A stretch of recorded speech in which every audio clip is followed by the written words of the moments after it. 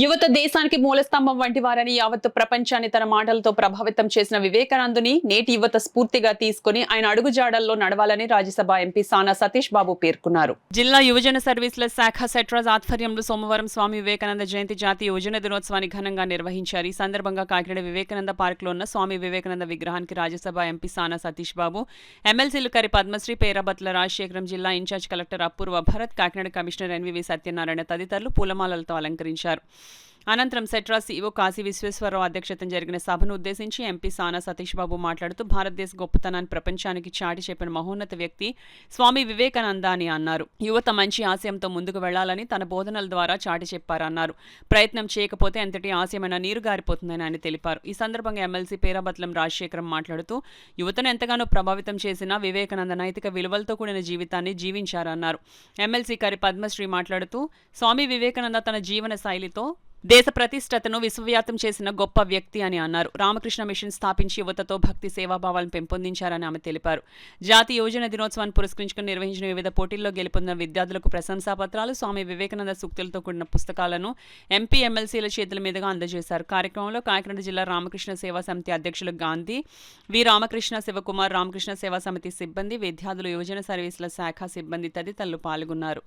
పెట్టకూడదు, ప్రయత్నం చేయటం వల్లే ఏదన్నా ఒక ఆశయాన్ని సాధించగలరు. ప్రయత్నం చేయకుండా పక్కన కూర్చోవడం వలన ఉపయోగం ఉండదు. మీకు భారతదేశంలో ప్రస్తుతం ఉన్న జనాభా ప్రకారం 65% మంది యువత ఉన్నారు, 35 సంవత్సరాల లోపల ఉన్నారు. అంటే భారతదేశం ప్రపంచంలో బలీయమైన దేశం, యువతతో నిండిన దేశం. మీ అందరి మీదే భారతదేశ భవిష్యత్తు ఆధారపడి ఉంది. అంచేతే గౌరవనీయ ప్రధానమంత్రి నరేంద్ర మోడీ గారు, రాష్ట్ర ముఖ్యమంత్రి నారా చంద్రబాబు నాయుడు గారు యువతకి ప్రత్యేకంగా కార్యక్రమాలు చేపట్టి యువతకి ప్రత్యేకంగా ఒక దిశానిర్దేశంతో ఏ విధంగా నైతిక విలువలతో ముందుకెళ్ళాలి అన్న ఉద్దేశంతో ప్రత్యేక కార్యక్రమాలు, సెపరేట్ డిపార్ట్మెంట్, యూత్ డిపార్ట్మెంట్స్ కూడా పెట్టడం జరిగింది. మేము ప్రత్యేకంగా కాకినాడలో మీ యువతకి చెప్పగలిగేది ఏమిటంటే, కాకినాడలో నా ఫౌండేషన్ నుంచి కానీ కాకినాడ పార్లమెంట్ సభ్యులుగా, రాజ్యసభ సభ్యులుగా మీకు నేను తెలియజేసేది ఏమనగా, మీరు ఏ విధమైన కళల్లో కానీ నైపుణ్యం కానీ any skills we want to develop, మీరు ఎట్టి పరిస్థితుల్లోనూ కూడా దానికి వెనకడుగు వేయద్దు. మీ కన్సర్న్ ఆఫీసర్స్ ఎవరైతే ఉన్నారో వాళ్ళందరూ కూడా సెట్రాజ్ నుంచి కానీ అందరూ కూడా యూత్ సర్వీసెస్ నుంచి కూడా మీకు సపోర్ట్ చేస్తారు. మా ఫౌండేషన్ నుంచి మేము స్కిల్ డెవలప్మెంట్ యాక్టివిటీస్ చేయడం జరుగుతుంది. శిష్యులుగా కూడా అయ్యారు. సో దాని ద్వారాగా రామకృష్ణ మిషన్ అనే సంస్థను కూడా తీసుకురావడం జరిగింది. మనకి ఎప్పుడు తెలియదు, నేను ఇన్స్పిరేషన్ అంటాం, మరి ఏ రకంగా ఇన్స్పిరేషన్ అనొచ్చు. ఆయన ఫస్ట్ కొటేషన్ అన్నారు, మనిషిలో ఉన్న ఒక నర్వస్ సిస్టమ్ అంతా కూడా స్టీల్ దై ఉండాలని చెప్పేసి అన్నారు. అంటే ఏంటి, ఎటువంటి పరిస్థితుల్లో కూడా మనం వీక్ అవ్వకూడదు, స్ట్రాంగ్గా ప్రతి పరిస్థితిని కూడా ఎదుర్కోవాలని చెప్పారు. సో ఈ సందర్భంగా ఆయనకు సంబంధించిన ఒక 2-3 కొటేషన్స్ మనం మాట్లాడదామండి.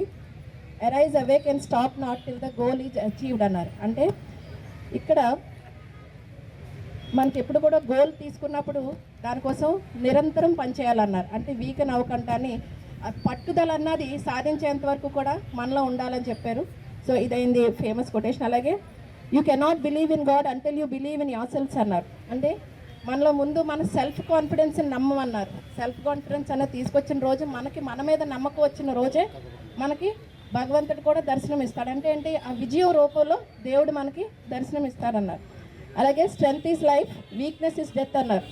అంటే ఇక్కడ strength of the body, mind and character వచ్చేసి మనలో ఉన్న ఒక మనిషిని తయారు చేస్తుంది. సో అందుకే అన్నారు వీక్నెస్ ఈజ్ డెత్. ఎప్పుడైతే మనం వీక్ అయిపోతామో జీవితంలో మనం ఏమీ సాధించలేము.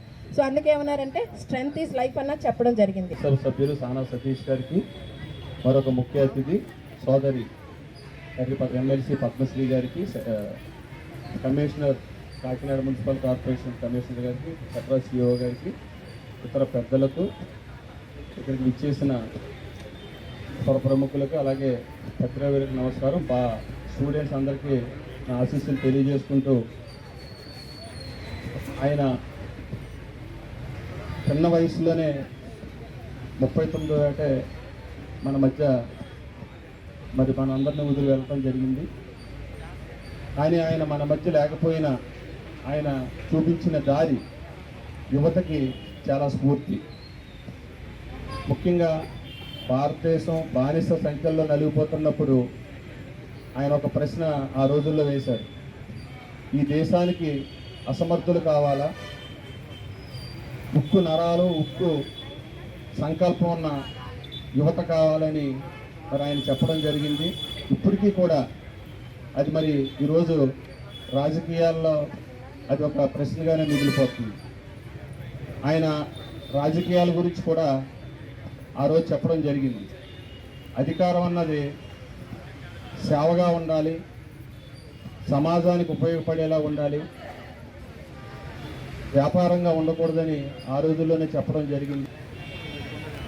అన్నిటికన్నా మన భారతదేశము ప్రపంచ దేశాల్లో ఒక ఉన్నతమైన స్థానంలో ఉండి ఈరోజు మరి విద్యా సాంస్కృతిక రంగంలో ఎంతో అభివృద్ధి చెందుతున్న మన దేశాన్ని ప్రపంచానికి మొట్టమొదటిగా భారతీయులు ఆత్మగౌరవం కలవారు అని నిరూపించిన మహావ్యక్తి, మహోన్నత వ్యక్తి, మహానుభావుడు స్వామి వివేకానంద గారి యొక్క 163వ జయంతి ఉత్సవాల సందర్భంగా ఈ కార్యక్రమానికి ముఖ్య అతిథిగా విచ్చేసిన పూజ్యులు, పెద్దలు, గౌరవనీయులు, మన రాజ్యసభ సభ్యులు శ్రీ సానా సతీష్ గారికి నమస్కారాలు sir. Hearty welcome my lord. అదేవిధంగా వారికి అడ్వాన్స్గా సంక్రాంతి శుభాకాంక్షలు తెలియజేసుకుంటున్నాను సార్. అదేవిధంగా మన పూజ్యులు, పెద్దలు, అలాగే స్వామి వివేకానంద గారి కోసం చికాగో యూనివర్సిటీలో ప్రసంగిస్తున్నప్పుడు ముందుగా సోదర సహోదరులు అన్న భావంతో ఆయన ఫస్ట్గా బ్రదర్స్ అండ్ సిస్టర్స్ ఒకే ఒక్క స్లోగన్. మొత్తం అన్ని దేశాలు కూడా ప్రపంచంలో పౌరుడిని, భారత పౌరుడే కాదు. అందుచేత ఆయన చెప్పింది ఏంటంటే, you are the creator of your own destiny. నీ యొక్క రాత నువ్వే రాసుకుంటావు.